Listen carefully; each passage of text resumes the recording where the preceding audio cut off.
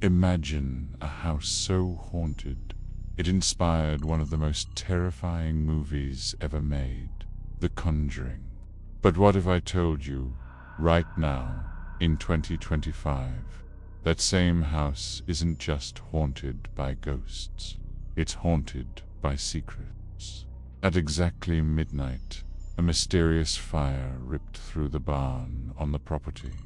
No clear cause, no suspects, just eerie shadows seen flickering through the smoke, and whispers of something far more sinister. And here's where things get even darker. The current owner of the Conjuring House, Jacqueline Nuñez, has completely vanished from public view. Missed court dates, revoked licenses, and rumors of illegal tours continuing behind closed doors. Was the fire an accident, a cover-up, or could it be the curse of the house claiming yet another victim? Tonight, we're diving deep into the Conjuring House scandal, a chilling mix of fire, mystery, and the unknown. Stay with me until the very end, because what you're about to hear might just be the scariest thing you've ever discovered. December 4th, 2023, Burrillville, Rhode Island. It was a cold, silent night. The kind where even the wind seems to hold its breath. The Conjuring House, the infamous home that inspired one of the most terrifying horror franchises of all time, stood quietly in the darkness. But just after midnight, something broke that silence. A single flicker of light, then another, and then, suddenly, an eruption of flames. The barn on the property was on fire. Locals reported seeing the glow from miles away. The Burrillville Fire Department rushed to the scene, arriving within minutes. They battled the blaze through thick smoke and choking heat, and yet there was something unusual. Witnesses claimed the fire didn't spread the way a normal fire would. Some said the flames almost seemed alive. Neighbors described the moment they saw the burning barn. It was strange. One local said it wasn't just fire. There were shadows moving inside the flames, shapes that didn't make sense.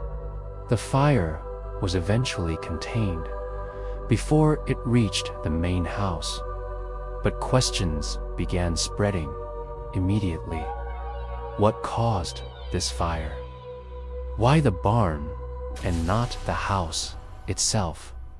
The official reports gave no clear answers. No accelerants were found. No lightning strikes that night. No electrical issues identified. The case was officially labeled undetermined, but for those who know the Conjuring House, undetermined doesn't mean innocent. This isn't just an ordinary property. It has a long, dark history of unexplained deaths, tragedies, and paranormal events going back to the 1700s, and some believe the house itself chooses its victims. Adding to the mystery, renovations had been taking place in that very barn just weeks earlier. Locals whispered that these changes may have disturbed whatever spirits linger on the property. Some even claim this was a warning, a message from the other side to leave the house alone. But there's another theory, one much more human and much darker. Because this wasn't just a haunted house. This was also a business. A business surrounded by lawsuits, angry neighbors, and mounting debt. Could the fire have been deliberate? A desperate act to hide evidence, destroy records, or cash in on insurance money? The timing was suspicious. Too suspicious. Especially because just weeks after the fire, the owner herself vanished from public life. She missed multiple court dates. She stopped appearing at scheduled events. And for many, that wasn't just a coincidence. It was a red flag. By the end of December, rumors swirled through the small Rhode Island town. Some claimed Jacqueline had fled, fearing legal trouble. Others said she was hiding because she'd seen something during the fire, something she couldn't explain. The barn was now nothing more than blackened ruins, but the haunting questions it left behind still burned brightly. Was this fire an accident? An act of arson? Or was it something far more terrifying? Proof that the Conjuring House's dark past is still very much alive. If the fire itself wasn't chilling enough, what happened next pushed this story into truly disturbing territory. The owner of the Conjuring House, Jacqueline Nuñez, had been at the center of attention ever since she purchased the property. At first, she seemed like a dream owner, opening the house for tours, ghost hunts, and paranormal events. She even promoted the house as a living museum of the supernatural. But behind the scenes, things were not what they seemed. According to local records, Jacqueline's relationship with the town of Burrillville quickly turned sour. Neighbors complained about constant traffic, noisy events, and a growing crowd of ghost hunters invading their quiet community. Some locals even accused her of exploiting the property for profit, instead of preserving its dark history respectfully. Then came the legal troubles. In early 2024, Jacqueline faced a wave of issues: unpaid fees, unapproved construction, and violations of safety codes. But the most shocking was the revocation of her entertainment license. This meant she was legally forbidden from hosting public events at the house. And yet, reports claim that paranormal tours continued in secret. People online posted photos and reviews as recently as September, suggesting the events never truly stopped. If true, this wasn't just a business mistake. It was blatant defiance of the law. Things took an even darker turn when Jacqueline failed to appear in court for a separate legal matter. Charges related to reckless driving and a possible DUI. When she didn't show up, the judge issued a warrant for her arrest. The timing couldn't have been worse, because this all happened just weeks after the barn fire. To the public, it almost seemed like a movie plot. The owner of one of the most haunted houses in America, already surrounded by ghost stories and curses, suddenly embroiled in real-life crime and scandal. And then she disappeared. Jacqueline stopped giving interviews. She was no longer seen at local stores, events, or even the property itself. Her phone went unanswered. Her social media accounts fell completely silent. Rumors exploded online. Some people claimed she'd run away to avoid the law. Others whispered that she was hiding something much worse. One theory suggested that the barn fire wasn't just an accident or an act of arson. It might have been connected to illegal business dealings, records, documents, or evidence hidden in the barn could have been destroyed that night. And if Jacqueline was involved, her sudden disappearance made sense. But there was another, far more chilling possibility. Some believe the fire wasn't started by a person at all. They point to the house's long history of violent hauntings, curses, and unexplained deaths. They say Jacqueline didn't run away. She was taken by the very spirits she tried to profit from. Whether you believe in ghosts or not, the facts are unsettling.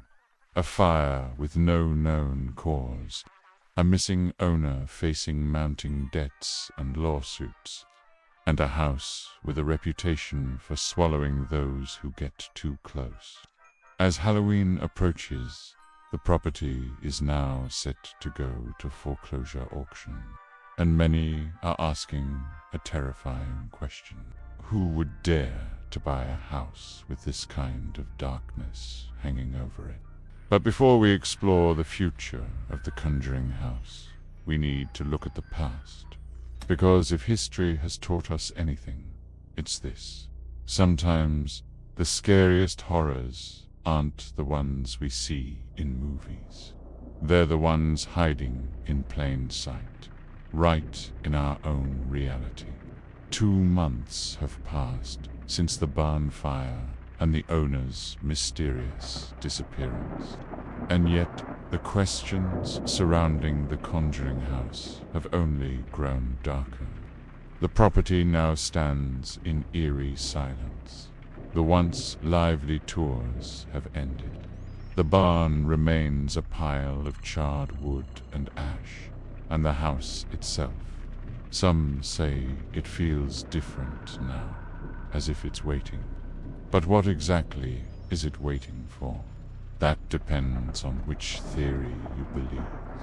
The first and most logical theory is that everything, the fire, the disappearance, the scandal, has a purely human explanation. According to this view, Jacqueline was simply overwhelmed by debt and legal trouble. Her business was collapsing. Her events had been shut down by the town. She faced a growing number of lawsuits and criminal charges. Some believe the barn fire was an intentional act meant to destroy incriminating documents or claim insurance money. When that plan didn't work, Jacqueline allegedly fled, leaving behind a mess of unanswered questions. This theory is supported by the foreclosure auction, now scheduled for October 31st, 2025. A hauntingly perfect date. The lender is pushing forward, treating the property as just another failed investment. But here's where things get strange. If Jacqueline really ran away, why hasn't she been found? No confirmed sightings. No official statement. Nothing.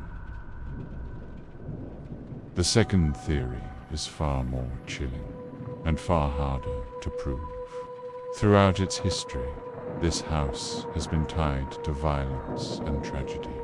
From the Perron family haunting of the 1970s to centuries-old deaths rumored to be linked to witchcraft. This property has seen more than its fair share of darkness. Some paranormal investigators believe the house is not just haunted, it's cursed. The theory suggests that anyone who tries to profit from the house's dark history ultimately suffers devastating consequences. Previous owners experienced strange accidents, sudden illnesses, and even deaths.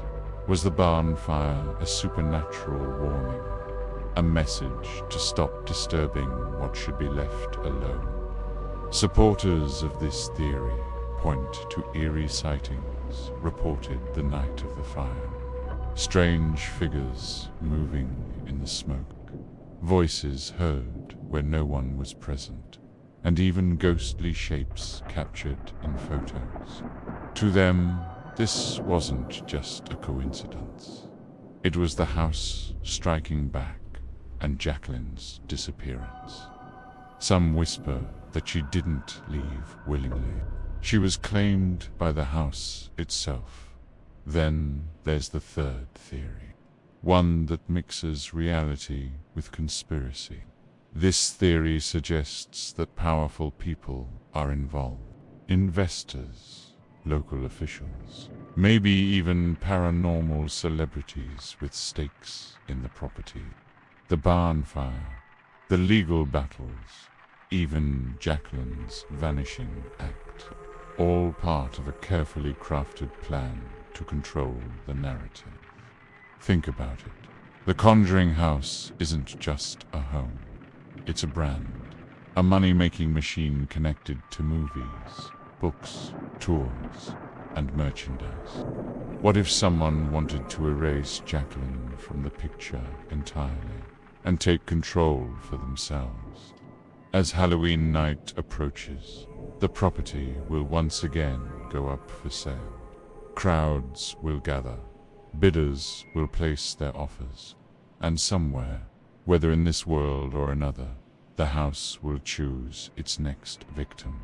Standing at the edge of the property today, you can still see the blackened remains of the barn. The smell of smoke lingers faintly in the air and in the upper windows of the house. Some claim they've seen a figure watching, silent, unblinking. Was it Jacqueline, a ghost from the past, or something else entirely? For now, the Conjuring House remains a mystery, one that continues to grow darker with every passing day. So, what do you think happened here? Was this a tragic series of human mistakes, or proof that some places truly are cursed? Let me know your theories in the comments below, because when it comes to this house, no one is watching, but something is always listening.